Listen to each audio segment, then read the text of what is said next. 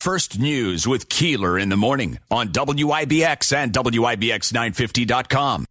Prior who have gotten the virus and had a very bad outcome or maybe a fortunate one, but are now saying, I was wrong, please get this vaccine.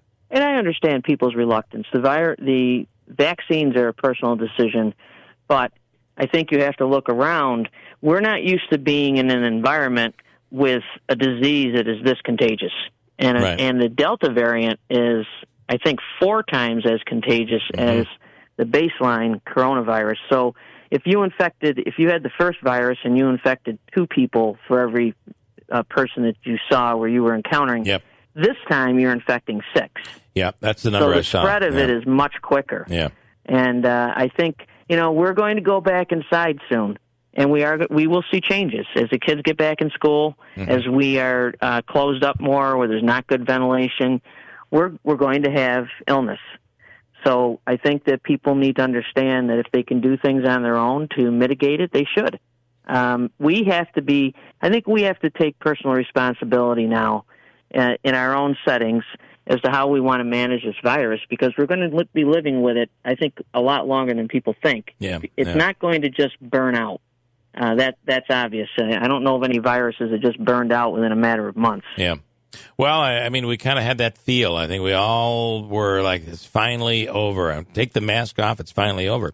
And now, here we are. Schools are facing this battle with groups of parents that are against their kids wearing masks. And, if my personal belief is, and I get it, I don't have... I have a kid in college who's got to wear a mask every time she enters the school, but and I have a wife who has to wear a mask as a teacher every time she enters the school. But the reality is, if we got to wear a mask to keep kids in school and not remote, I think that's a pretty easy decision. I think you will see this time around everyone's goal is for in-person instruction.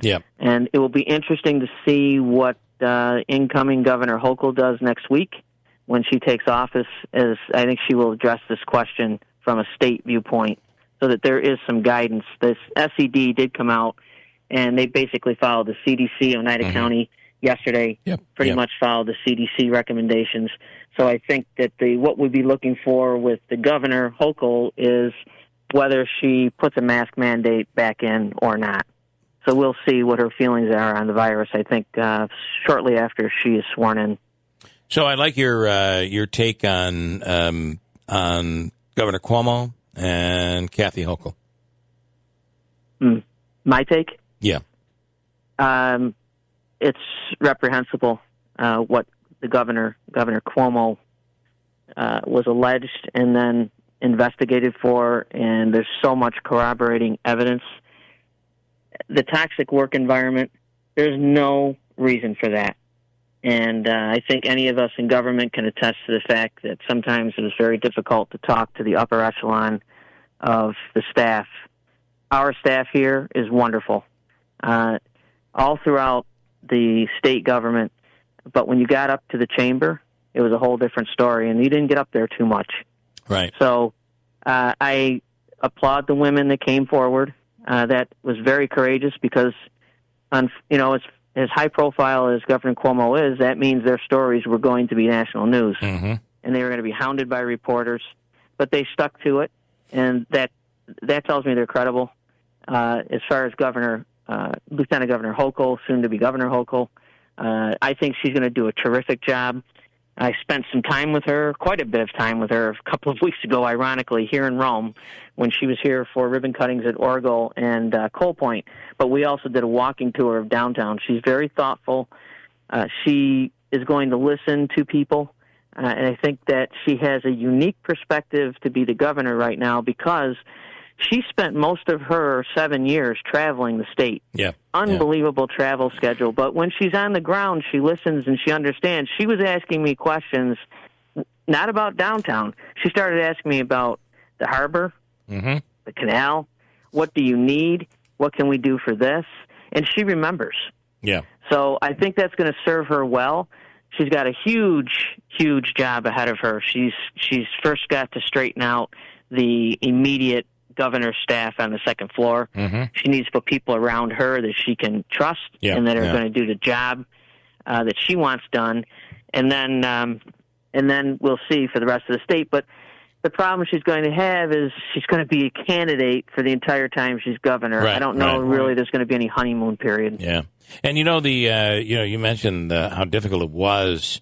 You could just see on Twitter how aggressive the governor's staff was. So it all starts with the top. He's aggressive, and we've all heard stories about how people have been treated. But with him at the top, and then the staff members, there are a few of them that just went for the throat. God forbid you criticize Governor Cuomo. They would go after you and viciously. Those people have to go. Yeah. And that didn't promote any goodwill, no cooperation. Yeah, and so, a lot of money has come back to the Mohawk Valley. There has been a lot that's happening here as a result of the governor's economic development policies, but it still was a real struggle sometimes working with the staff. You wouldn't get calls back. You wouldn't even get up to that level. We normally use our regional people because, like I said, they're fantastic and they have the pathway to get there. But I think all of this exacerbated during the pandemic. Mm-hmm. Yeah. It actually got much, much worse, more toxic. And but put that aside, we didn't have to be working there every day, and the expectations of some of those women were just totally out of line. Yep. No doubt about it. And the fact that he has to be held to at least, not even a higher standard. He needs to be held to the same standard as the rest of us. It almost seemed that his belief was that those were rules that were for the rest of us, not for him. Yeah, at a minimum, the standard that you and I would be held to. And then on top of that, I think we expect more from the extremely talented or the extremely privileged. I mean, he should even be held. It should be worse for him. He should be held to a higher Joe. standard because he made the rules. Signed the law. Yeah, that's the part that's crazy here. So, well, right, we had what he wanted. He touted as the most aggressive sexual harassment rules that were put in place, I think, in 2018. Yeah, all of those were broken apparently by him on the second floor by him, and that's awful. That's not a good reflection of our state, number one. But when you're the leader, I always use the analogy of a coach and players. Yep. There comes a point where the coach has to separate, but you're the person everybody's looking to, and so it's no different in business or government. When you're the leader, you have to be able to cultivate the team around you, and that takes a lot of nurturing. Yep. Nurturing, not bullying. Yep. Yep. And I think that's what we if anything, that's the message that's come out of Albany now, that the environment was one of a very bullying atmosphere. Yeah. And that's not good for anyone. But some of the other accusations by the women, just because they were a female, are really they're reprehensible to me. Yep, I completely agree. We have the first in the nation sexual harassment laws and the first in the nation governor to resign because of them. Here's Kathy with a question. We'll wrap this up with Kathy, Mayor. Kathy in Rome with a question for the mayor. Good morning, Mayor. I want to Good ask morning. you, the old Tuxedo Trailer Park area, that is a terrible, weedy mess. Is the city going to do anything with that? We don't own that area. That's privately owned.